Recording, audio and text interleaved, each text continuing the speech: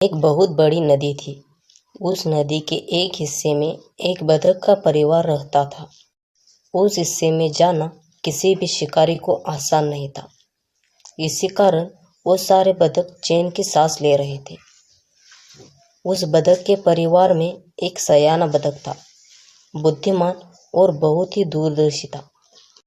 सब बतख उसका आदर करते थे और उसे ताऊ कहकर बुलाते थे।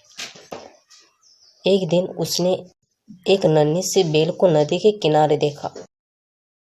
ताऊ ने दूसरे बतखों को बुलाकर कहा, देखो, इस बेल को नष्ट कर दो। एक दिन यह बेल हम सबको मौत के मुंह में ले जाएंगी। एक युवा बतख हंसते हुए बोला, ताऊ, यह छोटी सी बेल हमें कैसे मौत के मुंह में ले जाएंगी? ताऊ बतख ने समझाया, आज यह तुम्हें छोटी सी लग रही है। धीरे धीरे यह ऊपर के सारे पेड़ों को लपेटा मारकर ऊपर तक जाएंगी। फिर बेल का तना मोटा होने लगेगा और ऊपर के पेड़ों से लिपट कर सीढ़ी बना देगा। इससे क्या होगा कि कोई भी शिकारी हम तक आसानी से पहुंचकर हमारे शिकार कर देगा।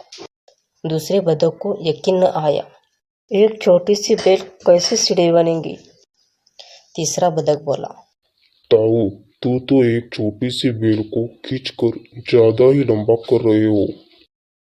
उसमें से एक हंस बड़बड़ाया, यह ताऊ अपने अक्ल का रोप डालने के लिए कुछ भी कहानी बना रहा है। इस प्रकार किसी ने भी ताऊ के बात को गंभीरता से नहीं लिया। इतनी दूर तक देख पाने की उनमें अक्ल कहाँ थी। समय बीतता गया। बेल लिपटते लिपटते ऊपर पेड़ों की शाखाओं तक पहुंच गई। बेल का तना मोटा होना शुरू हो गया और सचमुच ही उस बेल की एक सीढ़ी बन गई, जिस पर आसानी से चढ़ा और उतरा जा सकता था। वह बेल अब बहुत ही मजबूत हो गई थी, पर अब कुछ भी किया नहीं जा सकता था। उसे नष्ट करना बतखों के बस की बात नहीं थी। एक दिन सारे बतख अपना खाना खोजने गए। तभी उस नदी के किनारे जहाँ वह बेल पेड़ों से लपटी थी, वहां पर एक शिकारी आया और उस बेल को देखकर चौंक गया, क्योंकि वह बेल नीचे से ऊपर आ गई थी, वो भी वहां से जहाँ किसी को भी आना जाना आसान नहीं था। उस शिकारी ने सोचा कि क्यों ना उस बेल से नीचे उतरकर आज कोई शिकार ढूंढे।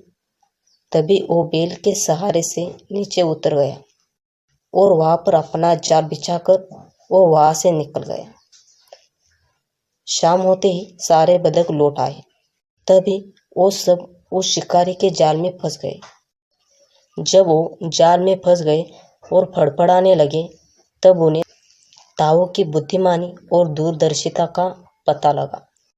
रात को वह शिकारी जाल में कुछ फंसा है क्या नहीं, वह देखने फिर से उस बेल के सहारे से नीचे उतरा और देखा कि उस जाल में 4 बतख फंस गए थे। यह देखकर वह बहुत खुश हुआ और अपने घर की ओर लौट गया। घर में उसका बेटा सो गया था। रात भी काफी हो गई थी। तब शिकारी ने अपने शिकार घर में रखकर वह सो गया। सब ताऊ की बात न मानने के लिए लज्जित थे और अपने आप को कोस रहे थे। ताऊ सबसे रुष्ट था और चुप बैठा था। एक बतख ने हिम्मत करके कहा, ताऊ, हम मूर्ख हैं, लेकिन अब आप हमसे मुंह मत फेरो।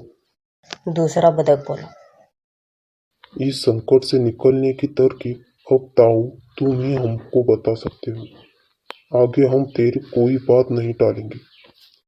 सभी बतखों ने हामी भरी। तब ताऊ ने उन्हें बताया, मेरे बात ध्यान से सुनो। सुबह जब शिकारी आएगा तब मुर्दा होने का नाटक करना। शिकारी तुम्हें मुर्दा समझकर जाल से निकालकर जमीन पर रखता जाएगा। वहां पे तुम मरे समान ही पड़े रहना। जैसे ही वह अंतिम बंदूक को नीचे रखेगा, मैं सीटी बजाऊंगा। मेरी सीटी सुनते ही सब वहां से भाग जाना। सुबह शिकारी का बेटा जल्दी उठा और देखा कि जाल में कुछ तो है। तभी उसने अपने पापा से पूछा, पापा पापा, जाल में क्या है? उसके पापा ने कहा, मैं थोड़ी देर और सोता हूँ, तब तक तुम उस जाल में जो बतख है उन्हें निकाल कर अच्छे जगह पर रखो, जहाँ से वो भाग न जाए। तभी उस शिकारी का बेटा उस जाल में फंसे बतखों को बाहर लेकर आया और एक एक कर कर निकालने लगा। और देखा तो क्या, पहला निकाला वो मरा हुआ था, दूसरा, तीसरा, चौथा भी निकाला। सभी मरे हुए देखकर वो बच्चा चौंक गया और अपने पापा को बताने गया। आखिरकार बतखों की चाल कामयाब हो गई थी। तभी ताऊ ने सीटी बजाई और वहां से सभी बतख भाग गए। अबे ये सीटी किसने बजाई? वो सीटी सुनाई देते ही शिकारी बाहर आकर देखता है तो क्या, सब बतख भाग गए होते हैं और शिकारी अपने नसीब को कोस रहा होता है। तो बच्चों, इस कहानी से हमें क्या सीख मिलती है?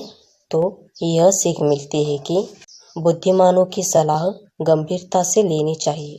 तो बच्चों, अगर यह कहानी आपको अच्छी लगे तो प्लीज़ हमारे चैनल को लाइक, शेयर और सब्सक्राइब करना ना भूलें। Thanks for watching my video.